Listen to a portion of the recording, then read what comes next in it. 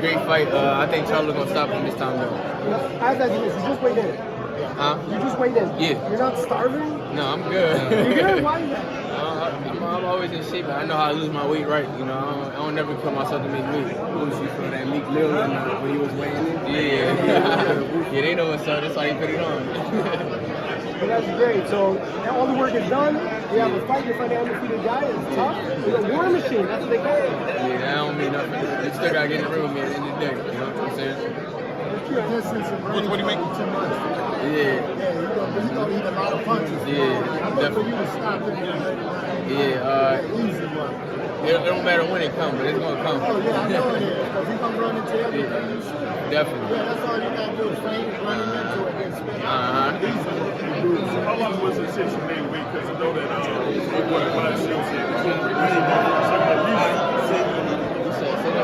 I said that my guy White said you were around 147 at least 2 weeks ago. No, I wasn't that small. I was close to weight though. I be on point with my weight. I never, like I said, I don't never put myself. Yeah, of course. You take me to the store. You always take every day. Put myself every day. That's like it's work. Your father mentioned that he wanted to see you become undisputed in 3 different weight classes. What you think about that? Yeah, that's my goal. 3 to 4 different weight classes. 47, 54, 60, and maybe 68.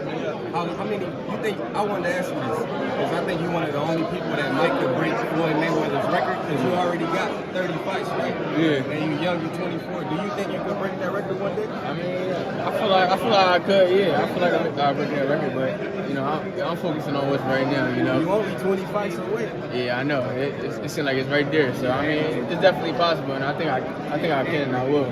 Is that one of your goals to get 52 now? My goal is to continue to keep winning and keep grinding and keep shining. That's all. It matters if it's 52-0 or 60-0 or 40-0. It don't really matter to me. There you go. An intense face-off. What did you see in your opponent's eyes? I was checking his temperature, see where he was at. He looked away. So obviously, you're a big name at the welterweight division. You think with the victory, what's your, to take on the winner of the Crawford Spence if it does take place? Most definitely. I feel like with a victory tomorrow night, I feel like it's definitely gonna put me in position to fight, one of the top guys, one of the two of the top guys. Yeah. Do you think eventually you're gonna face, both of them at some point? Say that again? Do you think eventually you're gonna face both of them, Spence and Crawford? Yeah, I feel like I'll eventually see both of them, whether it's 47 or 54. So to me, it don't matter. Yeah. Besides you, obviously, you got Virgil Ortiz, you got ENNIS, Mr. Otis. Who do you think is that big fight for you down the line? Big fight for me down the line. Anybody that's popping, they're up. Besides the guys that got the belts, but anybody that got like a name in our weight division. So. You meet your fight for Spencer. And they'll be rushing to go eat right now. You doing interviews, you look cool, calm, and collected. What does that say about your preparation? Like I said, like I always say, I'm always in shape. I prepare very well. It's nothing new to me. You know what I'm saying? I've been doing this all my life. How long do you think you'll be at 47? As long as I want, until I grab one of these belts and grab the rest of the belts. Well, obviously, you have all the skills in the world. If Canelo were to come to you and ask you for advice on a rematch against BIVOL, what do you think he could do differently? Canelo, I think he gonna adjust when he fight Canelo again. I mean, when he fight BIVOL again. I think he's gonna take his time, be more relaxed, and I think he's gonna try to get him out of there in the later rounds instead of the early rounds. Do you think he could crack that code? Because Canelo said if he faced BIVOL 10 times, he will lose 10 times. Yeah, I think Canelo can beat BIVOL. He just gotta prepare right and do what he need to do. Is that a fight that should take at 168, for the undisputed, or do you think Canelo should stay at 175, or BIVOL demand, Canelo stays at 175? I feel like Canelo, it don't matter what weight it's at. I feel like Canelo should be cool, but BIVOL nice. I like it. He showed me something. So. You mentioned wanting to fight Spence or Crawford. Which one would you think would give you the bigger challenge? Yeah, it don't really matter. I don't know. You can't really say. In your arsenal right now that makes you feel like you could beat either one of those guys right now. You said, what do I have in my arsenal? Yeah, and talent and arsenal. Everybody know I got the skill, I got the hunger, and and I had fun with it. It's hard to beat somebody that had fun with his boxing stuff, and it's hungry. When you young and hungry, it's a whole different thing, and they know it. They've been there before, so it's a whole different type of energy.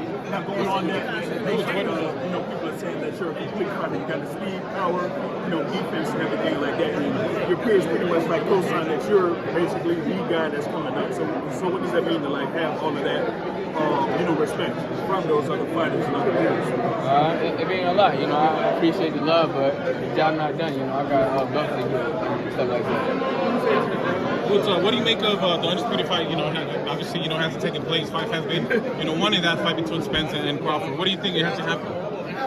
You say that one? What do you think it has to happen? Are they just avoiding each other, or what do you think? Is it just politics? I mean, it could be, the money and stuff like that. But I think they're gonna fight though. I think they're gonna fight at the end of the year. So. And if it does take place, who do you favor in that matchup? You can't really favor nobody. They're two great fighters. It's a 50-50 fight, and we won't know who's gonna win until who step in the ring. And when they step in the ring, But as a fight fan, you would definitely buy that pay-per-view. Yeah, well, I'll probably be there. But either call out the winner? Yeah. So if Crawford, obviously, he's still a free agent, would you advise him, to come over to PBC and across that street and make it happen? Would you advise Crawford to do that? I think it's gonna happen. I think it's in the works now. So we're gonna see. How you feel about Cool Boy still possibly coming undisputed fighting Danny Roman in a couple of months? How you feel about him possibly coming undisputed? I feel like